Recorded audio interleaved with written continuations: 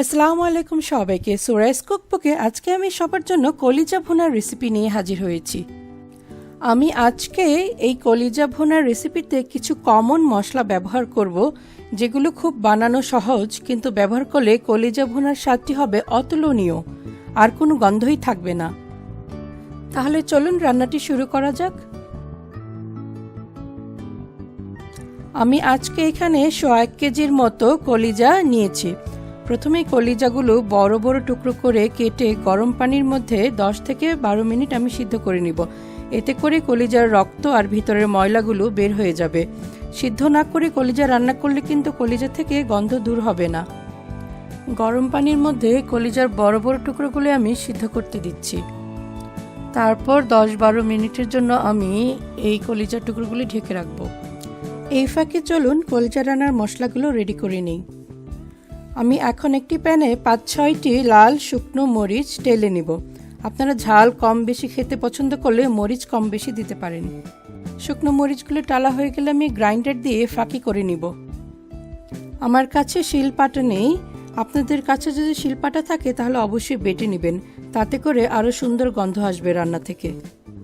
লাল শুকনো মরিচগুলো গ্রাইন্ড করা হয়ে গেলে দেখতে ঠিক এমন মিহি হবে। এইবার চলুন গরম মশলা ফাঁকি রেডি করে ফেলি। আমি এখন আবারও গ্রাইন্ডারের মাধ্যমে মশলাগুলো ফাঁকি করব। 10-12টার মতো এলাচির টুকরা আর 4-5 টুকরা দারুচিনি আমি এখন গ্রাইন্ড করে নিচ্ছি। আমার কলিজা রান্নার স্পেশাল মশলাটুকু কিন্তু তৈরি হয়ে গেল।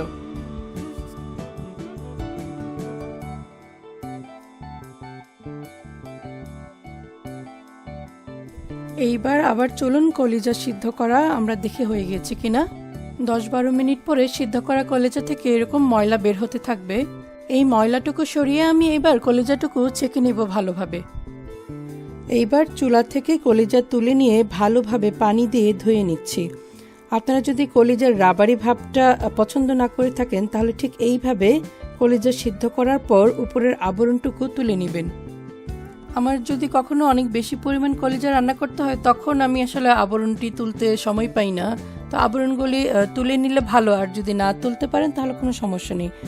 এখন আমি কলিজার টুকরোগুলো রান্নার জন্য আরও ছোট ছোট টুকরো করে একটু কেটে নিচ্ছি।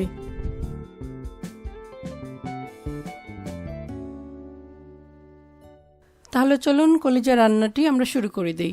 প্রথমে একটি হাঁড়িতে আমি 1 কাপের একটু কম পরিমাণ তেল নিয়েছি।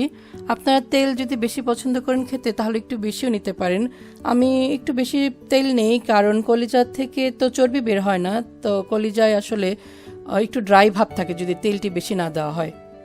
তারপর 2 কাপের মতো পেঁয়াজ কুচি দিয়ে ভালোভাবে নাড়াচাড়া করতে হবে, সাথে কিছু গরম মশলাও দিয়ে দিতে হবে।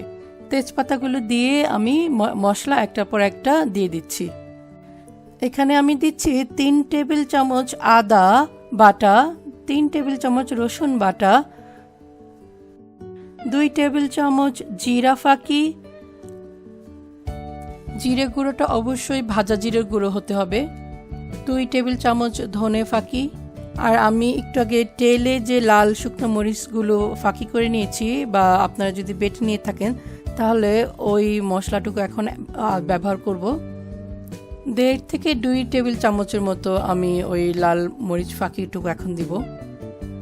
আর হলুদ একটু কম দিব, হলুদ হয়তো 1 টেবিল চামচের মতো বা তার একটু কম দিলেও কোনো সমস্যা নেই। কলিজা ভুনায় কিন্তু মশলা, তেল এবং পেঁয়াজ সবগুলো একটু বেশি পরিমাণে লাগে। মশলাগুলো এই মুহূর্তে খুব ভালোভাবে ভুনা করে নিতে হবে অল্প একটু পানি দিয়ে। ভুনা হয়ে গেলে তারপর কলিজার টুকরাগুলো এখানে অ্যাড করে দিতে হবে। কলিজা রান্নায় কিন্তু খুবই অল্প সময়ের মধ্যে শেষ করতে হবে। গরুর মাংসের মতো বেশি সময় নিয়ে কলিজা ভুনা করা যাবে না, তাহলে কলিজা শক্ত হয়ে যাবে। আমি আজকে রান্নাটি খুব বেশি হলে 20 থেকে 25 মিনিটের মধ্যেই শেষ করে দেব। কলিজার সাথে ভালোভাবে আমি মশলাগুলো মাখিয়ে অল্প একটু পানি দিয়ে ঢেকে দিচ্ছি। কলিজা কিন্তু নিচে লেগে যেতে পারে, সেজন্য আপনাদেরকে অবশ্যই একটু পর পর ঢাকনাটি খুলে নেড়ে দিতে হবে। এই পর্যায়ে আমি ঢাকনাটি খুলে এলাচি এবং দারচিনি গুঁড়ো যেটুকু করেছিলাম ওটুকু দিয়ে দিব। আবার ঢেকে দিচ্ছি আমি।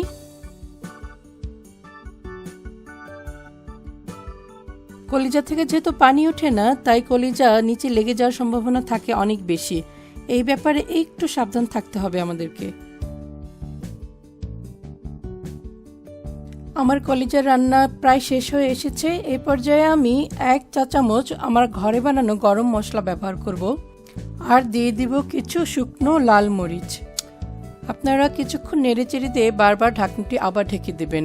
20-25 মিনিটের মতো হয়ে গেলে আপনারা ঢাকনা তুললেই দেখতে পারবেন যে কলিজাটি প্রায় হয়ে এসেছে, তেল উপরে উঠেছে এবং আপনারা বুঝতে পারবেন এই পর্যায়ে যে কলিজা অলমোস্ট সিদ্ধ হয়ে গিয়েছে।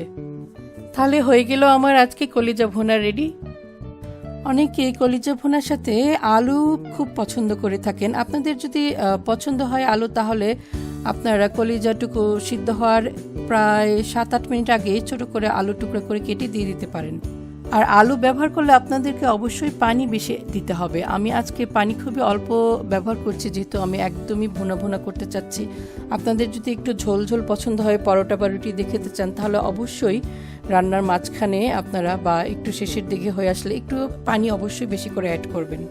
আপনারা অবশ্যই বাড়িতে আমার এই রান্নাটি একবার হলেও ট্রাই করবেন। আমার একটি অনুরোধ থাকলো, এই মশলাটি যদি ব্যবহার করে রান্না করেন তাহলে কলিজা ভুনার গন্ধটি এবং স্বাদটি খুবই চমৎকার আসবে।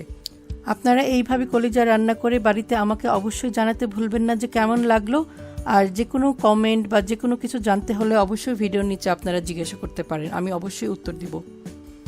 এই কলিজাটুকু আপনারা পোলাও, ভাত, বিরিয়ানি, রুটি, পরোটা, নান রুটি যে কোনো কিছুর সাথেই সার্ভ করতে পারবেন।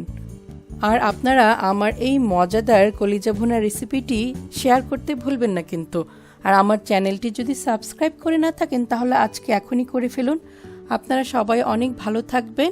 আমি তাহলে আজকে আসি। আসসালামু আলাইকুম।